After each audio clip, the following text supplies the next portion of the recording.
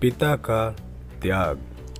17 वर्षीय मयंक अपने माँ बाप का इकलौता लड़का था जो रांची के एक प्राइवेट स्कूल में 11वीं कक्षा में पढ़ता था। उसके पिता एक कंपनी में मुनीम थे और माँ एक कुशल गृहिणी थी। इकलौती औलाद होने के कारण उसके ऊपर माँ बाप का कुछ ज़्यादा ही लाड़ दुलार था। वे सीमित आमदनी के बावजूद भी उसकी हर ख्वाहिश पूरी करने की कोशिश करते। उसकी संगत शहर के अमीर घरानों से संबंध रखने वाले कुछ लड़कों से हो गई थी जो उसके साथ ही पढ़ते थे, जिसके परिणाम स्वरूप वह थोड़ा बिगड़ गया था। एक दिन छुट्टी के समय वह अपनी साइकिल की उतरी हुई चेन लगा रहा था, तभी उसके दोस्त विनय ने टोक दिया, यार मयंक, ऐसे कब तक हाथ गंदे करेगा? इससे अच्छा एक बाइक क्यों नहीं ले लेता? हाँ यार विनय, ठीक कह रहा है। जतिन ने भी विनय की बात का समर्थन किया। वे दोनों बाइक से स्कूल आते थे। स्कूल की लड़कियों के सामने ये बात सुनकर मयंक खुद को अपमानित महसूस करने लगा। उनकी ये बात उसके दिल में चुभ गई। स्कूल से घर आते ही उसने अपनी मांग रख दी, मम्मी मुझे बाइक चाहिए। बेटा, तू तो जानता ही है कि तेरे पापा की सैलरी पर पूरा घर चलता है, वे इतनी बड़ी रकम कहाँ से लाएंगे? माँ ने समझाया। मैं कुछ नहीं जानता, मुझे किसी तरह बाइक चाहिए। इतना कहकर वह क्रिकेट खेलने चला गया। रात को माँ ने पापा से यह बात कही तो पापा कुछ नहीं बोले। शायद उन्होंने सोचा कि उसने ऐसे ही बोल दिया होगा, सो उन्होंने इसे गंभीरता पूर्वक से नहीं लिया। पापा, मेरी बाइक का क्या हुआ? 3-4 दिनों के इंतज़ार के बाद उसने एक दिन पापा से पूछा, बेटे, अभी पैसे की थोड़ी दिक्कत चल रही है, 2-3 महीने रुक जाओ, मैं दिलवा दूंगा। पापा बड़े प्यार से बोले, नहीं, मुझे बेवकूफ़ मत बनाइए, मुझे इसी हफ्ते बाइक चाहिए। मयंक ने ज़रा ऊंची आवाज़ में कहा। मयंक, मैं देख रहा हूँ तुम धीरे धीरे जिद्दी होते जा रहे हो। उसके चिल्लाने पर पापा ने थोड़ी सख्ती दिखाई। यह सुनकर मयंक पैर पटकते हुए बाहर चला गया। पापा उसे जाते हुए देखते रह गए। इसके बाद 1-2 दिन तक उसने किसी से ठीक से बात नहीं की। अंदर ही अंदर उसके मन में विद्रोह की भावना पनपने लगी थी। यह उम्र ही ऐसी होती है। उसने सोचा, मुझे लगता है कि अब इन दोनों लोगों के भरोसे रहने से कुछ भी नहीं होगा।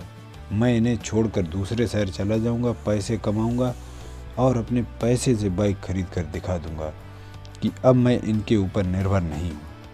पता नहीं कहाँ से यह विचार उसके दिमाग में आया था, परंतु इस विचार ने उसके दिमाग में अपनी जगह बना ली। एक दिन वह तड़के उठकर बिना किसी को बताए चुपचाप घर से बाहर निकल गया। न जाने पिछले जन्म में कौन सा पाप किया था जो ऐसे कंजूस माँ बाप के घर पैदा हो गया। यह सोचते ही मयंक का मन दुख और कुंठा से भर गया।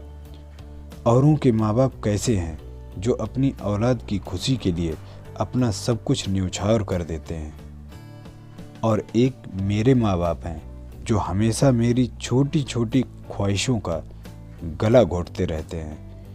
मेरे लिए इनके पास कभी पैसा नहीं रहता, हर दम पैसे की तंगी का रोना रोते रहते हैं। इस वक्त उसके अंदर घृणा और नफरत का ऐसा तूफान उठ रहा था जिसने उसकी सोचने समझने की क्षमता को छीड़ कर दिया था।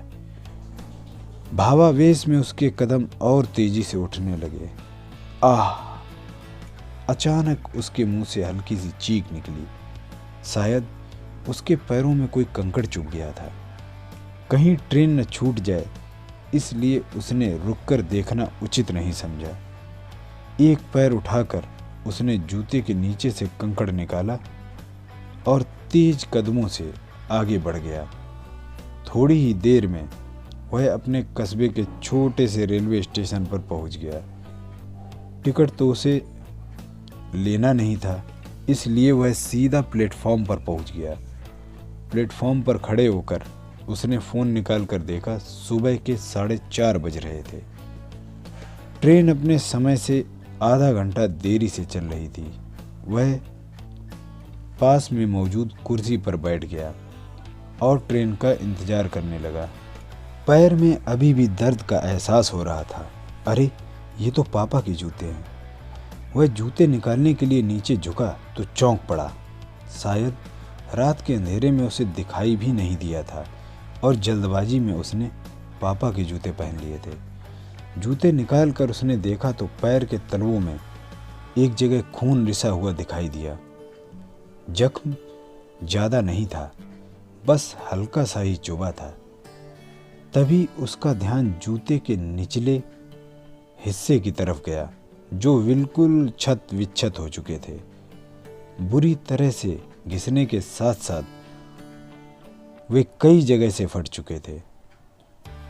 तो पापा क्या रोज यही जूते पहनकर ऑफिस जाते हैं? जब एक बार पहनने से ही मेरे पैरों में कंकड़ चुभ गया, तो रोज पहनकर ड्यूटी जाने के दौरान उनके पैरों में कितने कांटे चुभते होंगे। यह सोचकर ही उसका दिमाग सुन्न हो गया। तभी उसे याद आया कि पापा ने पिछले महीने ही उसके लिए स्पार्क्स के 1500 के जूते खरीदे थे। वह पत्थर की बूंद की तरह वहीं जम गया। रास्ते के खर्च के लिए वह पापा का पर्स उठा लाया था। पापा का पर्स चोरी करने के अपराध बोध से उसका मन आत्मग्लानि से भर गया। ट्रेन स्टेशन पर आ चुकी थी, परंतु उसे समझ नहीं आ रहा था कि वह क्या करे और क्या ना करे। कभी वह जूते को देखता तो कभी पर्स को देखता। ट्रेन के जाने के बाद उसने कांपते हाथों से पर्स खोला। पर्स में 10-10 के 3-4 नोट पड़े हुए थे और एक छोटी सी डायरी भी थी।